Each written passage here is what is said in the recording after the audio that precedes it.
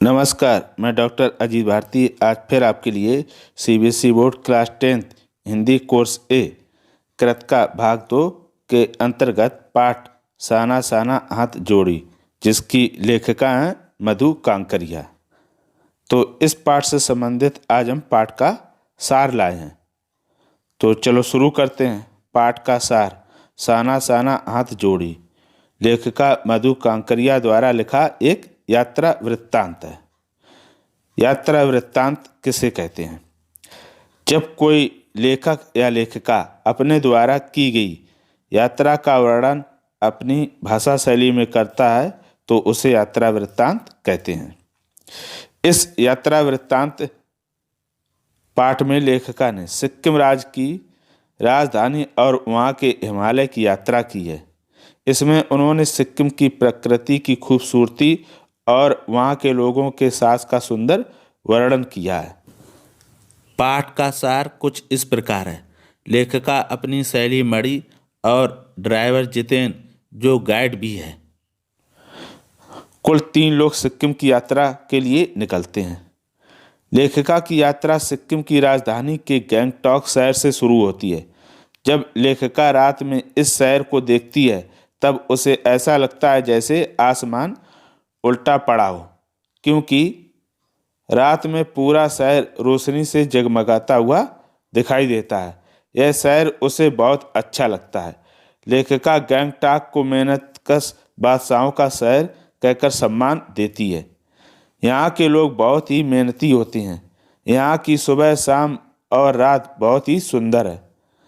तारों भरी रात समाप्त हो जाती है। सुबह होने पर लेखिका एक नेपाली युवती द्वारा एक प्रार्थना सीखती है। साना साना हाथ जोड़े। छोटे छोटे हाथ जोड़कर प्रार्थना कर रही हूँ कि मेरा सारा जीवन अच्छाइयों को समर्पित हो। सुबह प्रार्थना करने के बाद उसे युमथांग जाना था। जाने से पहले वह हिमालय की तीसरी सबसे बड़ी चोटी कंचनजंगा को देखने बालकनी में जाती है, लेकिन बादल होने के कारण कंचनजंगा की चोटी दिखाई नहीं देती है। तभी सामने ही उसे कई तरह के रंग बिरंगे फूल दिखाई देते हैं। उसे ऐसा लगता है जैसे वह फूलों के बाग में आ गई हो।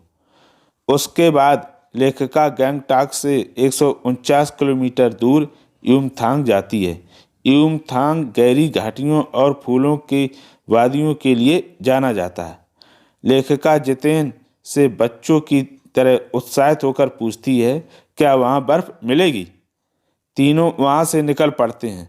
रास्ते में उन्हें पाइन और धूपे के खूबसूरत नुकीले पेड़ देखने को मिलते हैं। पहाड़ी रास्तों से आगे बढ़ने पर लेखिका को एक जगह पर लाइन से सफ़ेद रंग की बौद्ध पताकाएं दिखाई देती हैं। ये पताकाएं शांति और अहिंसा का प्रतीक हैं, जिन पर मंत्र लिखे हुए थे।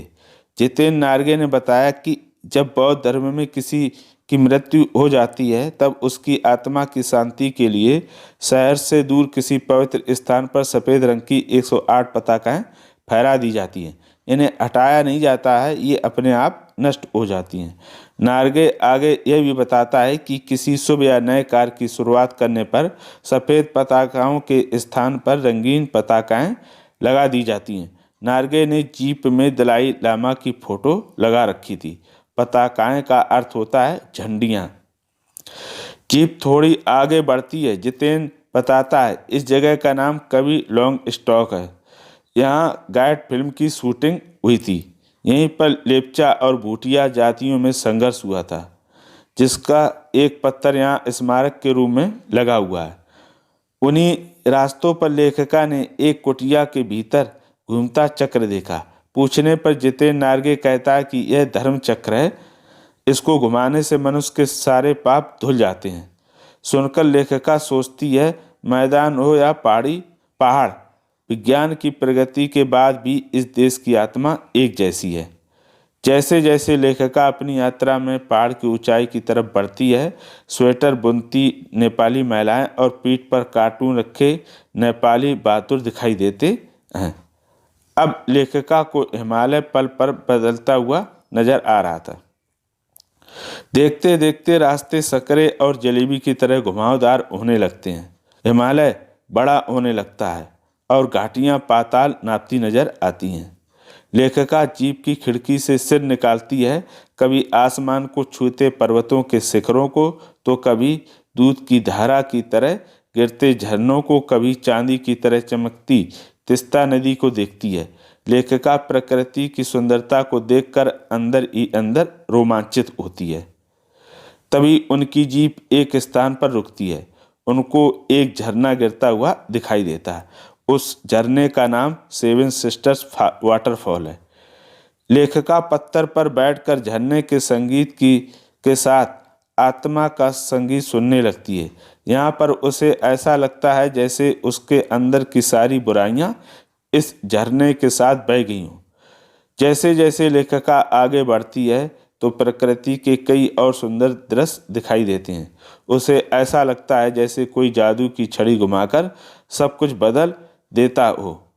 लेखिका प्रकृति की इस माया और छाया को अपनी आंखों से देखती है। जीप थोड़ी देर के लिए रुकवा दी जाती है।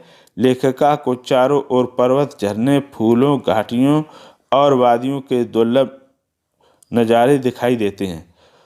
उसको पहली बार अनुभव होता है कि जीवन का आनंद यही है। लेखिका को जीप में नींद आ जाती है और जैसे ही गाड़ी रुकती है तो उसकी नींद खुल जाती है। वहाँ उसे सुंदर औरतें पत्थर तोड़ती हुई दिखाई देती हैं। वे अपनी पीठ पर टोकरी बांधे हुए हैं। उन टोकरियों में बच्चे बंधे हुए हैं। वहाँ खड़ा एक व्यक्ति बताता है कि ये महिलाएं पत्थरों को तोड़कर रास्ता बनाने का काम करती हैं। कभी कभी काम करते हुए मजदूरों की मौत भी हो जाती है। इन मजदूरों को देखकर लेखिका को लगता है कि कितना कम लेकर समाज को कितना अधिक वापस कर देते हैं। ऊंचाई पर चलने के बाद लेखिका ने एक जगह देखा कि 7-8 साल के बच्चे स्कूल से घर लौटते समय लिफ्ट मांग रहे थे। जितेंद्र ने बताया ये बच्चे रोज 3.5 किलोमीटर पहाड़ की चढ़ाई चढ़कर स्कूल जाते हैं। मणि पूछती है, क्या यहाँ स्कूल बस नहीं चलती है? जितेंद्र ने बताया, यहाँ स्कूल बसें नहीं चलती। ये बच्चे स्कूल से आने के बाद घर के कामों में सहयोग करते हैं, जैसे पालतू पशुओं को चराना, जंगल से लकड़ियाँ लाना आदि। जीप अब कम चौड़े रास्तों से होकर चल रही थी। खतरनाक रास्तों के कारण जगह जगह लिखा था, धीरे चलाएं, घर में बच्चे आपका इंतजार कर रहे हैं। थोड़ा आगे बढ़ने पर काले काले घने बालों वाले याक दिखाई देते हैं। सूरज डूबने लगता है। तभी लेखिका को कुछ पहाड़ी औरतें गायों को चराकर वापस लौट रही थीं।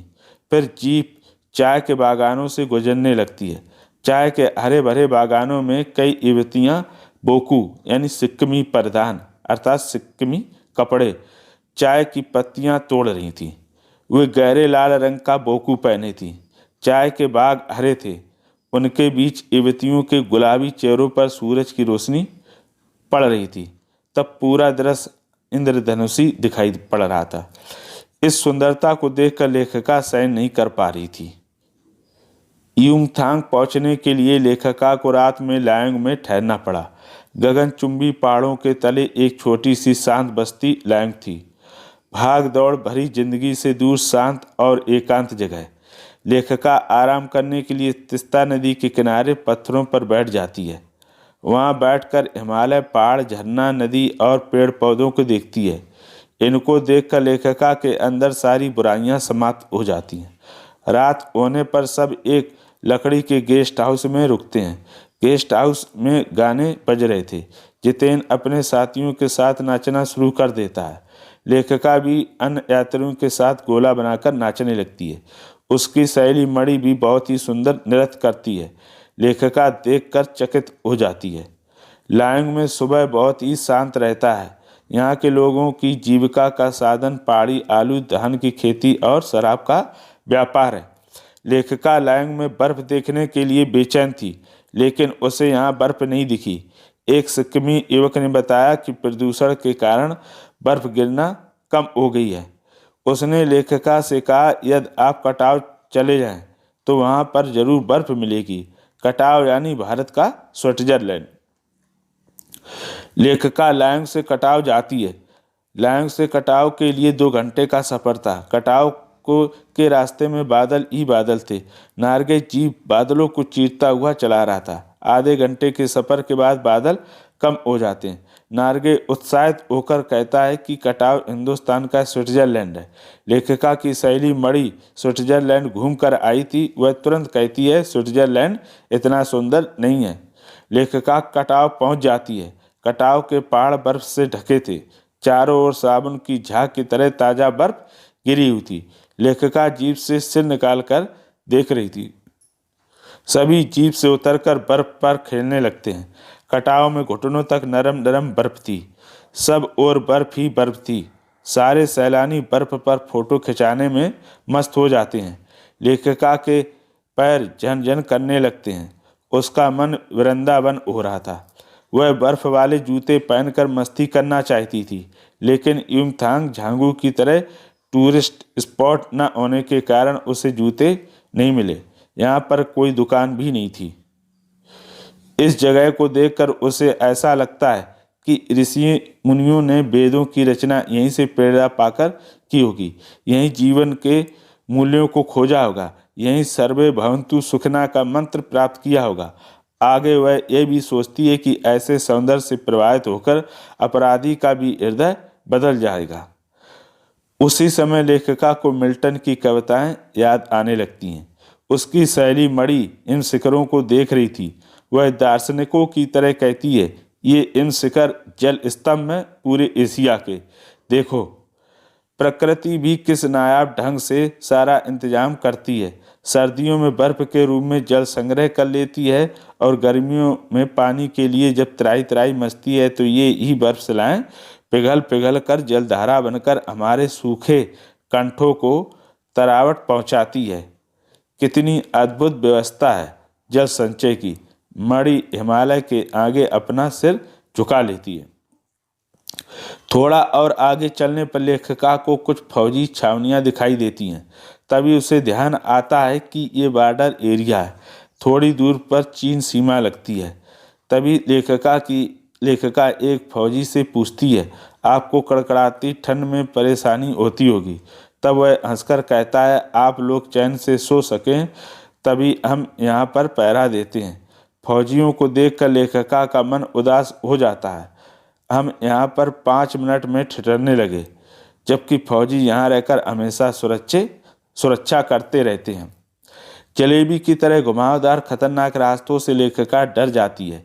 इन रास्तों को बनाने में कितने लोगों ने अपने प्राणों की आहुति दी होगी। लेखिका के लिए यह यात्रा सचमुच एक खोज यात्रा थी। इसके बाद लेखिका युमथांग की ओर वापस होती है। युमथांग की घाटियों में उस समय ढेरों ढेर प्रियुता और रोडोडेंड्रो के बहुत ही खूबसूरत फूल खिले थे। युमथांग वापस आने से लेखिका थोड़ी उदास थी, क्योंकि यहाँ पर कटाव की तरह बर्फ नहीं थी। वहीं पर लेखिका ने चिप्स बेचती एक सिक्किमी युवती से पूछा, क्या तुम सिक्किमी हो? वह जवाब देती, नहीं, मैं इंडियन हूँ। ये सुनकर लेखिका को बहुत अच्छा लगा। सिक्किम के लोग भारत में मिलकर काफ़ी खुश थे। जब सिक्किम भारत का हिस्सा नहीं था बल्कि एक स्वतंत्र रजवाड़ा था, तब टूरिस्ट उद्योग इतना नहीं था। लेकिन अब सिक्किम भारत में पूरी तरह से घुल मिल गया है और ऐसा लगता ही नहीं कि कभी सिक्किम भारत में था। अब ये लोग भारत का हिस्सा बनकर काफ़ी खुश हैं। जीप में बैठते समय एक पहाड़ी कुत्ता रास्ता काट देता है। मणि बताती है कि ये पहाड़ी कुत्ते हैं, ये भौंकते नहीं हैं, ये केवल चांदनी रात में ही भौंकते हैं। यह सुनकर लेखिका हैरान हो जाती है। थोड़ा आगे चलने पर एक पत्थर दिखाई देता है जिस पर गुरु नानक के फुटप्रिंट बने होते हैं। नार्गे कहता है कि लोगों का मानना है यहाँ गुरु नानक की थाली से कुछ चावल गिर गए थे। जिस जगह पर चावल गिरे थे वहाँ पर चावल की खेती होती है। लगभग 3-4 किलोमीटर चलने के बाद नार्गे ने बताया, ये 1 किलोमीटर का एरिया खेदों में, यहाँ देवी देवताओं का निवास है। यहाँ जो गंदगी करता है मर जाता है। लेखिका कहती है, तुम गंदगी नहीं फैलाते हो? वह कहता है, अगर हम गंदगी करेंगे तो मर जाएंगे मैडम, हम झरने, नदी और पहाड़ों की पूजा करते हैं। लेखिका कहती है, तभी गैंगटॉक इतना सुंदर है। नार्गे लेखिका से कहता है, गैंगटॉक नहीं मैडम, गंतोक कहिए। जिसका अर्थ होता है पहाड़। नार्गे ने बताया, मैडम सिक्किम पहले टूरिस्ट स्पॉट नहीं था। जब सिक्किम भारत में मिला उसके कई वर्षों बाद भारत के आर्मी कप्तान शेखर दत्ता ने इसे टूरिस्ट स्पॉट बनाया। अभी भी रास्ते बन रहे थे, नए नए स्थानों की खोज चालू थी। लेखिका अपने मन ही मन में सोच रही थी, शायद मनुष्य की इसी असमाप्त खोज का नाम सौंदर्य है। जीप आगे बढ़ने लगती है। इस प्रकार ये साना साना हाथ जोड़ी पाठ का सार समाप्त हो जाता है। आशा करता हूँ कि यह समरी या सार आपको पसंद आया होगा। अगर इस पाठ में कोई समस्या हो और समझ में ना आया तो आप कमेंट करके हमें अवश्य हमसे पूछिएगा और ये भी बताइएगा कि ये पाठ का सार कैसा लगा।